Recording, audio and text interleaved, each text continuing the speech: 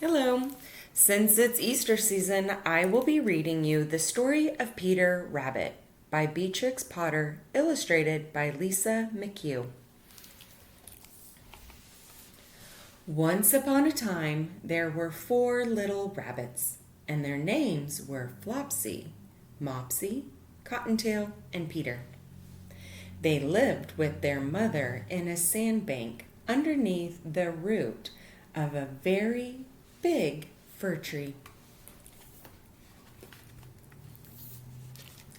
"Now, my dears," said old Miss Rabbit one morning, "you may go into the fields or down the lane, but don't go to Mr. Gregor's garden. Your father had an accident there, and he was put in a pie by Mrs. McGregor. Run along and don't get into mischief. I'm going out." Flopsy, Mopsy, Cottontail, who were good little bunnies, went down the lane to gather blackberries. But Peter, who was a very naughty, ran straight away to Mr. Gregor's garden and squeezed under the gate. First, he ate some lettuces and some French beans, and then he ate some radishes. And then, feeling rather sick, he went to look for some parsley. But around the end of a cucumber frame, who should he meet but Mr. McGregor? Mr. McGregor was on his hands and knees planting young cabbages, but he jumped up and ran after Peter, waving his rake and calling out, "Stop, thief!" Peter was dreadfully frightened. He rushed all over the garden, for he had forgotten the way back to the gate. He lost one of his shoes among the cabbages, and the other shoe among the potatoes. He ran on 4 legs, then went faster, and he might have gotten away altogether if he had not run into a gooseberry net and got caught by the large buttons on his jacket. It was a blue jacket with brass buttons, quite new. Peter gave himself up for lost and cried. His sobs were overheard by some friendly sparrows who begged him to save himself.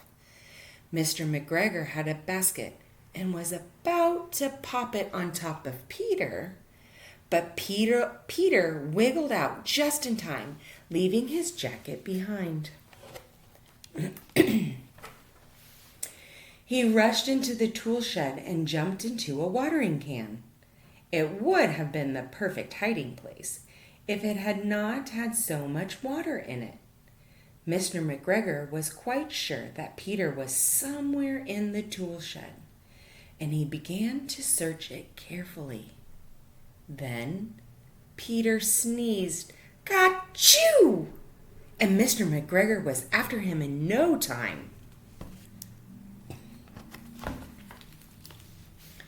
Peter was trembling with fright, and he had not the least idea which way to go. He was very damp from sitting in that can. He tried to find his way straight across the garden, but he became more and more puzzled. He came to a pond where a white cat was staring at some goldfish. He sat very still, but now and then the tip of the tail twitched, as if it were alive. Peter thought it best to go away without speaking to her. He had heard about cats from his cousin, Benjamin Bunny.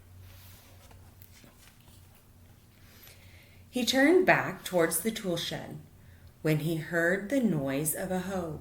Scratch, scratch, scritch. Peter scrutted underneath the bushes. Nothing happened. He came out and saw Mr. McGregor hoeing onions. His back was towards Peter, and beyond him was the gate. Peter started running as fast as he could. Mr. McGregor caught sight of him at the corner, but Peter did not care. He slipped underneath the gate and was safe at last in the wood outside the garden. Mr. McGregor hung up the little jacket and the shoes for a scarecrow to frighten the blackbirds. Peter didn't stop running till he got home to the big fir tree. He was so tired that he flopped down on the floor and shut his eyes. His mother was busy cooking. She wondered what he had done with his clothes. It was the second jacket and pair of shoes that Peter had lost in 2 weeks.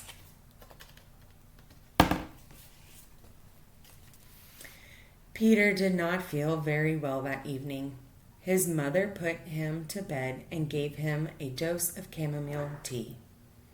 1 teaspoon to be taken at bedtime. But Flopsy, Mopsy, and Cottontail had bread and milk and blackberries for supper. The end.